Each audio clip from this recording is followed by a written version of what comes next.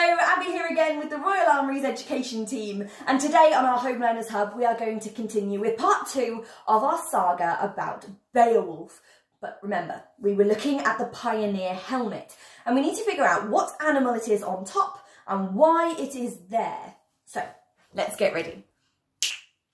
So we left off with Grendel, the monster of the moors, being awoken by the sound of joy. Joy that was coming from King Hrothgar's mead hall. This sound of happiness caused pain to Grendel, like he was being poked with a red-hot poker. And so he made his way up to the mead hall. But the guests at the party had no idea that this was happening, so they carried on feasting and they carried on singing. La la la la la, ooh yeah, ooh, ooh, and laughing.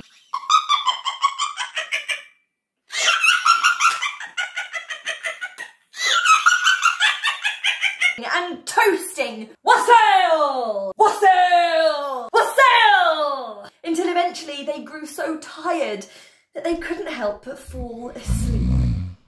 They were so deep in their slumber, so deep in the sweetest of dreams, that they didn't notice the scratching at the door. They didn't notice as Grendel crept into the mead hall. And they didn't notice as Grendel dragged his first victim away and out of the mead hall, never to be seen again.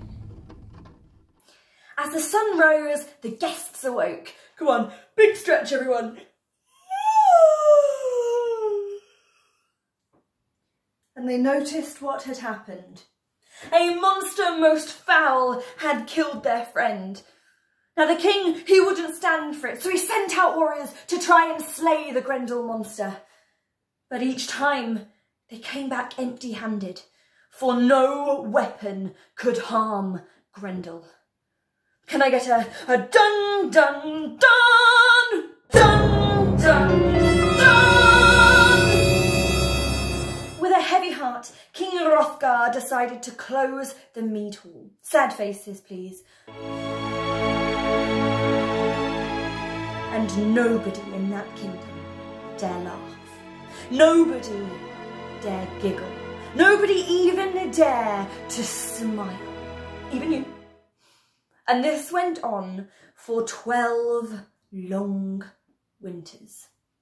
The stories of this tragic, joyless kingdom travelled. It travelled across the plains and the fields. It travelled across the oceans until eventually it reached the ear of a Scandinavian prince. A prince named Beowulf. Can you stand like a prince for me, please? Now, after hearing the stories of this kingdom, Beowulf vowed to help rid them of Grendel.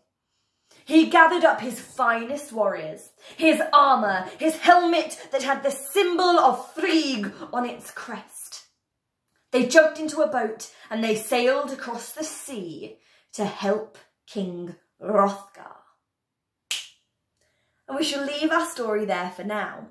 But if you were Beowulf, how would you get the king to let you help get rid of Grendel? I mean, you are a brave, heroic prince, but the king doesn't know that.